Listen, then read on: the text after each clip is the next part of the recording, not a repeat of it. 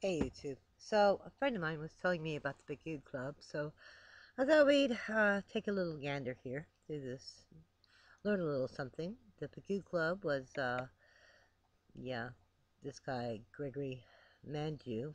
Um, they're supposed to be an elite group of economists and pundits who want Pigouvian taxes. Basically, they want taxes on gas, carbon. They're really into their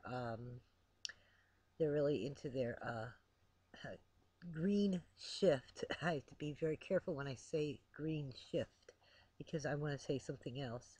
They're really into eco taxes. And, John Maynard Keynes made this very astute observation in past times. He said that when you take a look at madmen, they usually are relying upon the writings of some defunct economist from times past. And in this case, that economist is this fellow named A.C. Pigou.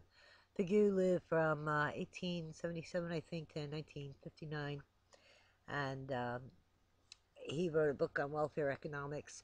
And, when he wrote the book, he was really writing from the perspective of British law, saying that externalities or external forces from a market are justification for government intervention.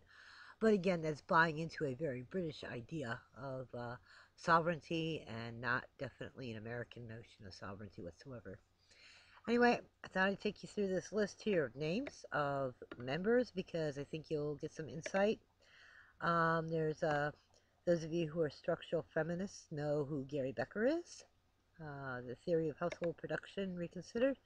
Michael Bloomberg. Yes, those of you who live in New York know him. And then there's this guy here named Stephen Chu. And I know that many of you are familiar with him. He's the current Secretary of Energy. Chris Dodd, well, haha, Dodd-Frank bill. Oh, there's Frank of the Dodd-Frank bill, I guess. So there you go. Let's see, we got, oh, look at this. Al Gore, how about that? Why does that not at all surprise me, since anything to do with global warming usually has Al Gore at the heart of it. Lindsey Graham, Alan Greenspan. Wow, look at some of these bankers here. There's some serious banking interests.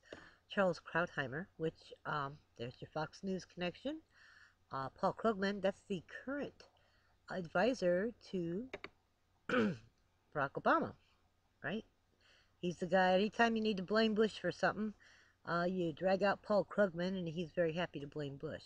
Very interesting, he's very happy with Gregory Mankiw, and Mankiw was George Bush's economic advisor, so it's kind of disconcerting. Anyway, you can kind of scroll through here. Ralph Nader's in here. I don't know why. William Nordhaus is in here. A couple other names, though, that will turn some heads. Jeffrey Sachs is in here. George Schultz. Robert Shapiro, if you've ever taught macroeconomics at the undergraduate or graduate level, you know who Robert Shapiro is. Rather hard to escape him. He's made some very solid contributions to Keynesian economics, if you believe in Keynesian economics. Lawrence Summers, yeah, Paul Volcker, yeah, you got a lot of these banker guys in here. So, and the reason why these banker guys are really in here is because in solving this whole thing, they're going to set up markets to sell derivative instruments, okay? So there's an opportunity there for these bankers to make money on a new market, which of course is why it's so attractive to them. And hey, anytime they got a chance to buy and sell your air or buy or sell your water, they're all over it. So that's what the Pigou Club is. So here we are at Greg Mankiw's little page here.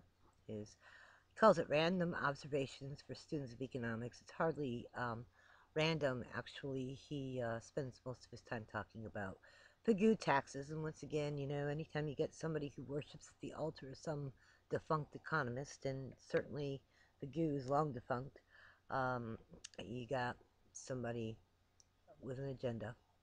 So here you go. Raise gas taxes, that's his big thing. Here he's calling for a $1 tax increase, but I wanted to point out that this is 2006.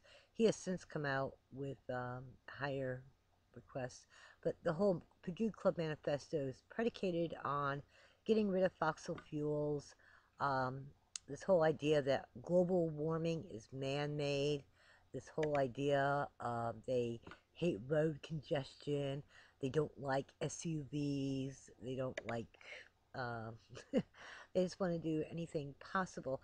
And, they're under this, they've got this whole mathematical model where they show that the incidence of the tax, that means who bears the cost of the tax, is borne by Saudi Arabia and Venezuela. Really, folks, that's a joke. If you look at current accounts, I don't think Saudi Arabia is being hurt at all by any gas tax. They seem to be making out pretty good, and we seem to be bearing the cost of that. So, while his mathematical analysis might suggest one thing, the reality is far removed, and it's probably because he's predicating his analysis on false assumptions. Then he sits there and he tries to argue that this will lead to economic growth. And what we know is anytime you reduce energy to the economy, you do not get economic growth at all. This is double speak here. This is all double speak. It's just unbelievable. Alan Greenspan calling for higher gas taxes because it's a national security issue is a joke. Because we have more gas in the United States. We have enough gas. We have enough petroleum in just Alaska alone for the next 100 years. These guys they're living on some other planet, okay? And this is what they're at. This is what they want. They want those underlying markets to be able to sell your air and sell your water and undermine your property rights. That's what they're about. Again, I'm going to take you through just briefly through one of his research papers from times past. It's very very obvious here. It focuses on externalities by this book written by A.C. Pigou. This was his talk in 2008. Anyway, if you go through here, he is very much into the Pigouvian tax, cap and trade kind of stuff to uh, promote their agenda. Levitt and Pelosi represent beliefs that are widespread among their various constituencies. I mean, hello, they take a survey of economists. Why are they surveying economists when the underlying assumption of their model should not rest on the opinions of economists? It should rest on the science and it should rest on the analysis, not surveys of opinions. This is nuts. It really is. This is crazy because that's just not good science at all. I mean, if Galileo had been around and had to face a consensus, well, he did. It was called the Inquisition. So this is basically nothing more than an academic version of the Inquisition. Unbelievable. When you start making the consensus of the profession the hallmark of truth, you have a problem. You have a real problem. That's not science. That's a cult. Now, I've always contended that this Pigou Club had some kind of significant um, ties in Washington, and you can just tell by the membership that they do. And here it is. Here's the article that talks about how they have collectively hired up um, lobbying firms to actually go and lobby for uh, these kind of taxes and to put an end. They want cap and trade. They want all these carbon taxes. That's what we're up against here. Okay, Lieberman, Warner, all these guys. Chew, Chew, and Manicue, and Pigou. Right? Sounds like a strange sci-fi movie. The truth of the matter is, though, folks, that this whole thing with the climate is fake. Um, and while some of these guys have some pretty obscene science, what they're doing in the name of science is pretty obscene too. Um, it started off, back in a few years back in '09. They started hacking into some of these servers, and they found they when they got the emails, they found the evidence that these guys were lying, that this was a scam, and they were faking the data. And what they do is they build a mathematical simulation, and then they run data. But sometimes the mathematical simulation is based on numbers that have no basis. So what they have to do is they have to lie about the data that underlies the parameters to then generate the data that proves their cause. And that's what they find out what's going on. All right, it's it really is something that they are concocting, and they're even dummying up the data a little bit. And I'm going to show you the next slide where specifically they came up to Alaska here and started. We busted them up here. Palin was all over it. So this is the article where, like I said, when they were up here doing their little number, Sarah Palin had talked about it, and everybody kind of foo-fooed her, but here's the truth of the matter. These guys were busted, okay? They were actually up here making up, they were making up stuff. And they said, oh, we found from our observations in Alaska, you guys were making it up. And they continue to make it up, all right? And I'll put the link down here below if you want to read the article. But this is the graph right here that this is the one they run around talking about, and this is the real inconvenient truth, is that there's this constant cycle here, and in fact, here, take a look here. Look at what happened. That's what happened right there. So, to sit there and argue that perhaps it's something it's not. It's crazy. It's not. What they're doing is they're doing a scam. This is a population redistribution scam of the highest order. And this is one of my more favorite blog sites to go to because these guys are all over it.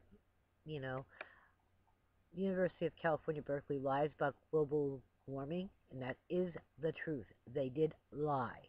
They lied to construct the data, to defend the parameters. The parameters are the numbers that they use to generate the consequences. And so, of course, if your whole theory is based on a lie, that does not mean that your conclusions are true. It's the fallacy of composition. If your underlying ideas are a lie, then the consequence is a lie as well. I mean, if it's true, it's only true by random coincidence, not because it's true by logical deduction. And that's what we got going on here, folks. And again, they'll sit there and they'll say it starts since 1950, but the data is wrong. And I don't know why they keep they repeat it like somehow if they repeat something wrong, it becomes truth, and it's not. It's still a lie. You can repeat a lie, and it's still a lie. So anyway, here again is a graph, so you can see it in all its glory. Not quite as big or nice, but these are pretty distinguished scientists who are all over this now saying that this is a huge hoax. If you ever get a chance to follow the San Diego Loyal Order of Bloggers, they are a great group. It's another group worthy of following, and so is Doo Economics. If you really care about your country, those are the ones that you'll start getting out there and undertaking this. One last matter before we're done. One last item I want to show you about Greg Mankiw.